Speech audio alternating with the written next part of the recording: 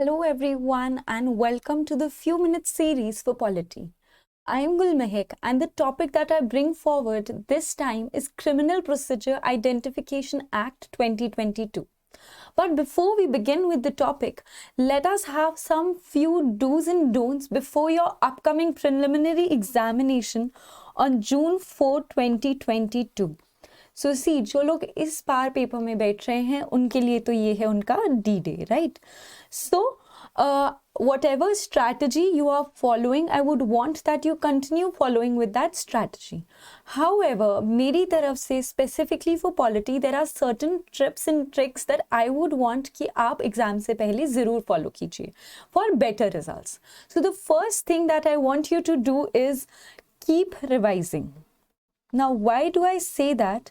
Because when in my other videos also I have highlighted कि जब हम polity की बात करते हैं, so every year there are around 10 to 11 questions minimum from polity directly, जिनमें से 6 to 7 or 7 to 8 questions are direct hit from your static option, from your static standard sources, जैसे कि लक्ष्मीकांत राइट और जो भी आप इंस्टीट्यूट के नोट्स फॉलो कर रहे हैं, अगर आप हमारे नोट्स फॉलो कर रहे हैं या फिर हम बात करें लक्ष्मीकांत से, तो हमारा टारगेट ये है कि ये जो क्वेश्चंस आ रहे हैं पॉलिटी में ये गलत नहीं होने चाहिए.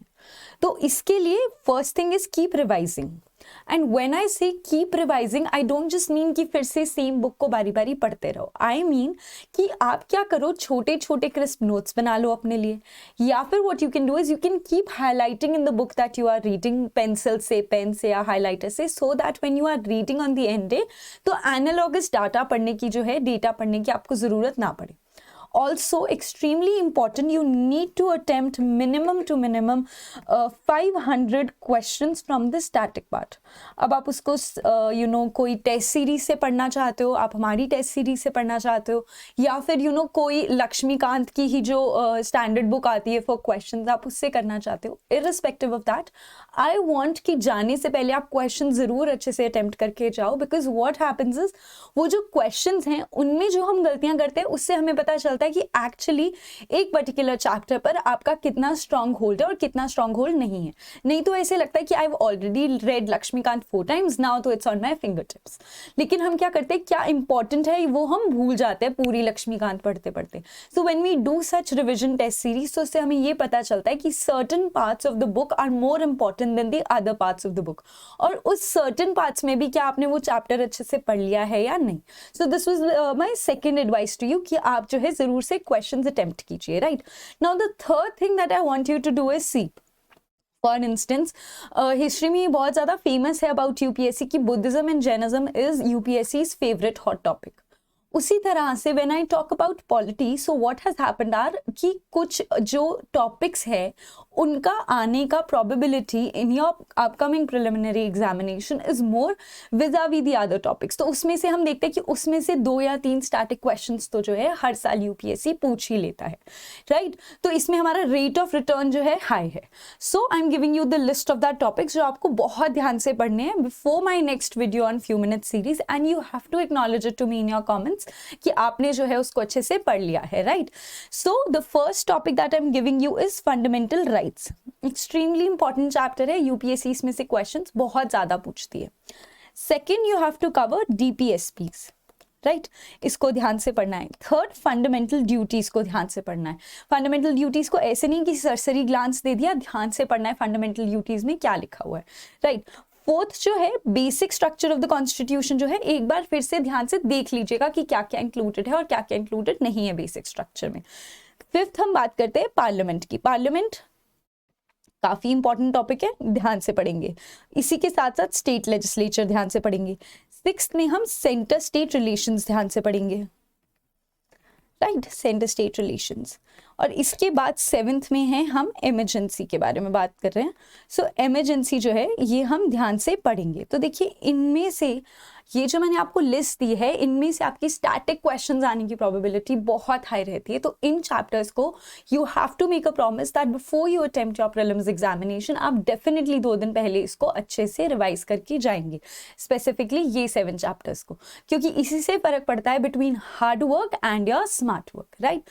So with that said and done, let us begin the topic and that is criminal procedure identification act 2022। तो अगेन टॉपिक डिस्कस करने से पहले ये जान लेते हैं कि what is the relevance of the topic, कि हम क्यों जो है ये टॉपिक को जस्ट बिफोर प्रीलिम्स जो है पढ़ रहे हैं।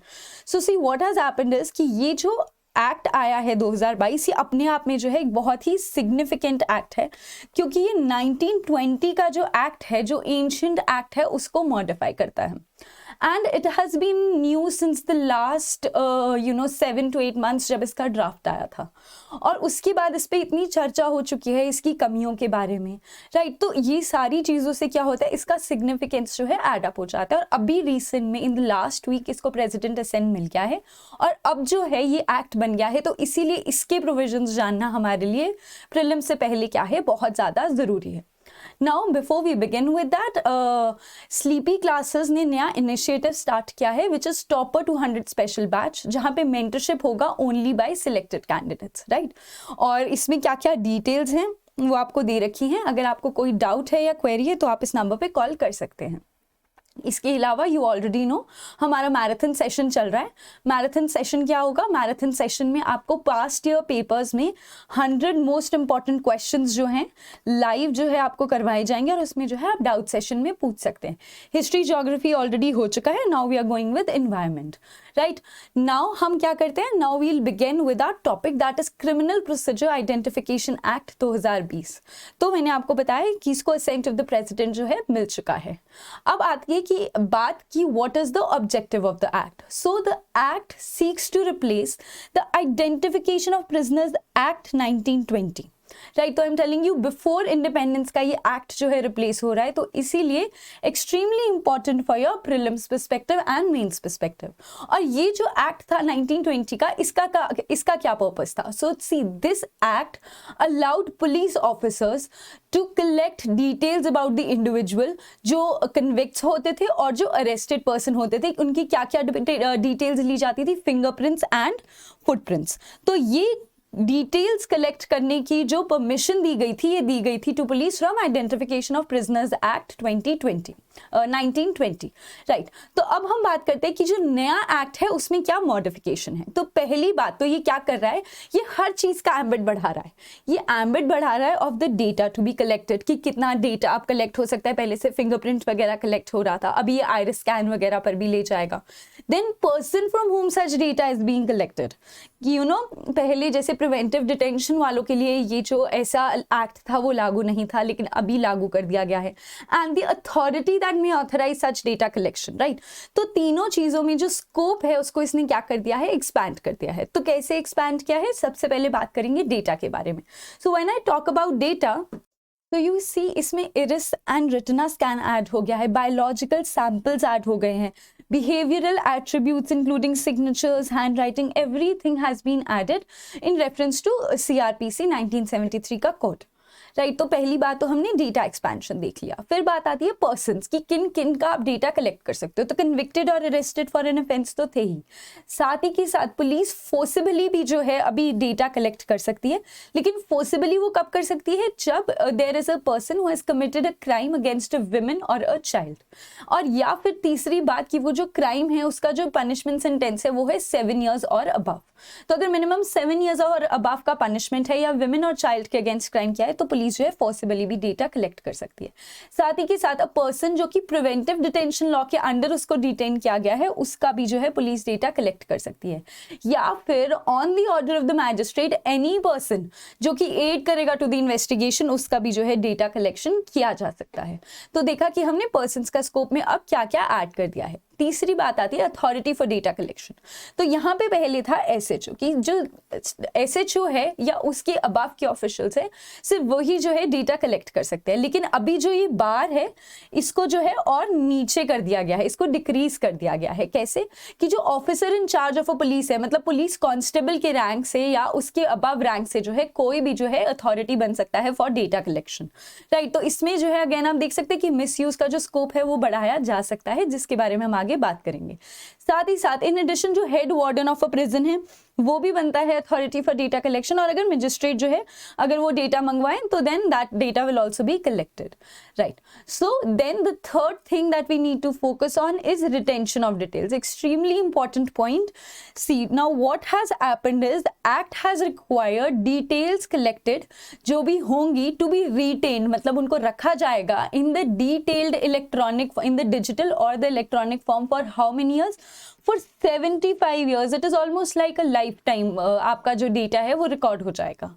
लेकिन यहाँ पे आपको याद रखना है देयर इज अ प्रोविजन कि जो रिकॉर्ड है वो डिस्ट्रॉय भी किया जा सकता है। लेकिन किस केस में, अगर उस पर्सन का पहले से जो है कोई कन्विक्शन का रिकॉर्ड ना हो और उनके ऊपर जब भी जो भी केस चला तो या तो वो विदाउट ट्रायल हो या उनको डिस्चार्ज या एक्विट कर दिया हो कोर्ट ने, राइट। तो इस केस में अगर कोई पर्सन जो है वो बाइज्जत जैसे हम कहते हैं बरी हो चुके हैं, तो फिर देन अगर उनके ऊपर कोई इल्जाम नहीं है प्रेजेंट या पास्ट में, तो देन जो है उनका डेटा जो है वो डिस्ट्रॉय करवाया जा सकता है, राइट। और साथ ही साथ एक्सट्रीमली इंपॉर्टेंट हियर कि अगर आप रिफ्यूज करते हो डेटा देने से, so then it will be considered as a crime, right. It is an offence under the Indian penal code 1860। इसी के साथ साथ the national crime record bureau जो है it will be the central agency to monitor data. अब यहाँ पे UPSC क्या करती है, जब ऑप्शंस बना देती है यहाँ पे बस सिंपली लिख देंगे कि NSSO will be the central agency to maintain and record data. अब आप वहां पे जाकर भूल जाओगे और आपको लगेगा कि हाँ कुछ तो ऐसे डेटा वाला ही ऑर्गेनाइजेशन था, तो नेशनल सैंपल सर्वे ऑर्गेनाइजेशन ही होगा, या फिर यहाँ पे आपको कंफ्यूज करने के लिए डाल देंगे बीपीआरडी। तो कितना सिंपल हो जाता है एग्जाम के प्रेशर में जब कोई बच्चा पेपर दे रहा है उसको कंफ्यूज करना। तो आपने कंफ्यूज नहीं होना है। यहाँ पे है NCRB, NCRB will be the central agency, होना भी एनसीआरबी को ही चाहिए, राइट, बिकॉज क्रिमिनल डेटा जो है हमें इकट्ठा कर रहे हैं। सो एनसीआरबी आप याद रखेंगे ऐसे कि सेंट्रल एजेंसी है टू मेंटेन दैट रिकॉर्ड। और स्टेट्स जो है खुद की एजेंसी नोटिफाई कर सकते हैं जो कि कलेक्ट करेंगी स्टेट की जुरिस्डिक्शन के अंदर वो डेटा। अब बात करते हैं कि इश्यूज क्या हैं अब इस एक्ट के अंदर, राइट। तो अभी तक हमने देख लिया कि एक्ट का हमारे लिए इंपॉर्टेंस क्यों है, देन इसके अंदर क्या क्या प्रोविजंस जो हैं अब एनहांस हो गए हैं, और तीसरी बात आ जाती है कि अब जो है इस पर इतना डिबेट क्यों हो रहा है या ये एक्ट जो है अब इतना चर्चा में क्यों है। तो पहली बात है, देखिए जो बिल है ये वायलेट करता है right to privacy. When I say right to privacy, this is because जो डेटा इसके अंदर कलेक्ट हो रहा है वो किसी के प्राइवेट पर्सनल डेटा का पार्ट बनता है under article 21 right to privacy, right. तो राइट टू लाइफ के अंदर राइट टू प्रिवेसी जो है वो एक पार्ट है। ये सुप्रीम कोर्ट ने कौन से जजमेंट में कहा था, आपको अब तक पता होना चाहिए, ये है केएस पुट्टास्वामी का जजमेंट।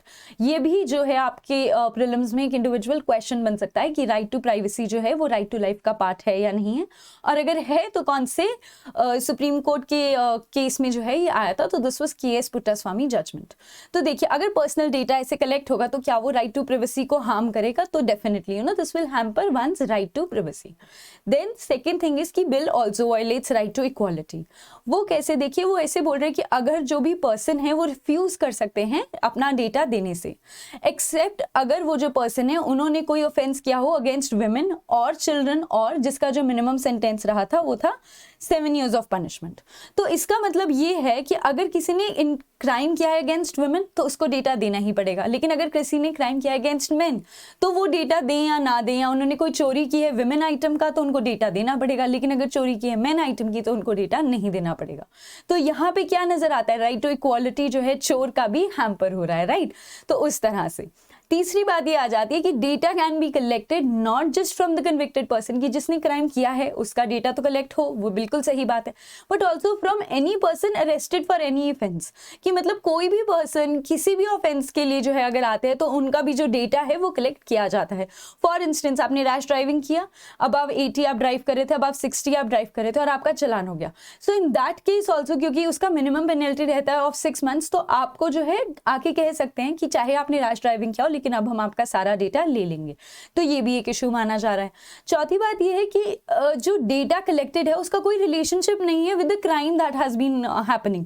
जैसे फॉर इंस्टेंस अगर आपने गाड़ी तेज चलाई और आपको बोला हैंड राइटिंग सैंपल्स दे दीजिए, तो आपस में जो है रिलेशनशिप नहीं है, लेकिन इसका भी जो है कोई प्रोविजन नहीं है कि ऐसा ना हो।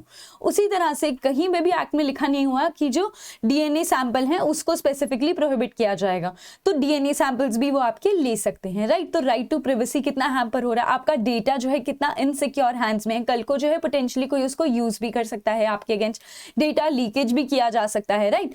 तो ये सारी जो चीजें हैं ये अपने आप में बहुत बड़ा इशू भर के आ रही हैं। उसके बाद देखिए जो डेटा है वो स्टोर होगा इन अ सेंट्रल डेटाबेस। अब वो सेंट्रल डेटाबेस में है तो वाइडली एक्सेसिबल है, वाइडली एक्सेसिबल है तो मैंने आपको पहले बताया था, पहले तो वो फिर भी एसएचओ रैंक से अबव था, तो अब ये हेड कांस्टेबल रैंक से अबव है। तो इसमें क्या है, ये इशू है कि अब अगर ये जो डेटा है इसका प्राइवेसी मेंटेन करना, ये लीक ना हो, ये सब कुछ जो है कौन मैनेज करेगा। और साथ ही साथ डेटा का जो लाइफ टाइम है ये बहुत बड़ा रखा गया है कि 75 ईयर्स के लिए जो है इसको स्टोर किया जाएगा। और इसके साथ एज आई सेड कि जो लोअर कर दिया गया है level of authorised usage of data. तो ये तो था सारे इश्यूज अबाउट द बिल। लेकिन अगर मैं बात करूँ आपसे सिग्निफिकेंस क्या है अबाउट द बिल, तो सिग्निफिकेंस देखिए सबसे पहले तो यही है कि हमारी जो जो हमारी जांच पड़ताल है, हमारी जो पुलिसिंग है वो उसको और इफेक्टिव बना देता है, राइट। तो और इफेक्टिव भी बना देता है, दूसरा उसको टाइमली भी बना देता है, राइट। और इसमें आर्टिफिशियल इंटेलिजेंस भी यूज किया जा सकता है डेटा के अंदर to for the police to again do its work more effectively. सारी क्रिमिनल जांच पड़ताल के लिए अगर हम आर्टिफिशियल इंटेलिजेंस यूज करेंगे द डेटा, तो उससे भी जो है हमारे पास काफी अच्छे रिजल्ट्स आ सकते हैं। और चौथी बात ये हो जाती है कि जो हम ऑर्गेनाइज्ड क्राइम की बात करते हैं, राइट, ये सारी चीजों को, क्रॉस बॉर्डर टेररिज्म की बात करते हैं, ड्रग्स कार्टेल की बात करते हैं, तो इन सारी चीजों को भी इससे जो है मैनेज करना, टैकल करना जो है गवर्नमेंट के लिए और efficient किया जा सकता है, right? So this was all about this session for today. I hope you've liked this session. Please let us know. And before leaving the marathon sessions जो है, ये वाला marathon session ये हो गया था, और इसके अलावा अब हम environment का जो है marathon session जो है अब बनाने वाले हैं, all right? और इसके अलावा अगेन आपके पास 5 फुल लेंथ टेस्ट जो हैं जस्ट बिफोर प्रीलिम्स हम आपको दे रहे हैं at a very nominal price. If you would like you can take this, and इसमें कूपन कोड भी आपको दिया हुआ है। So I hope you enjoyed the lecture, and ये कुछ पेड इनिशिएटिव्स हैं, इसमें सारी डिटेल्स हैं if you will want to go through. So that is it from my side. Thank you.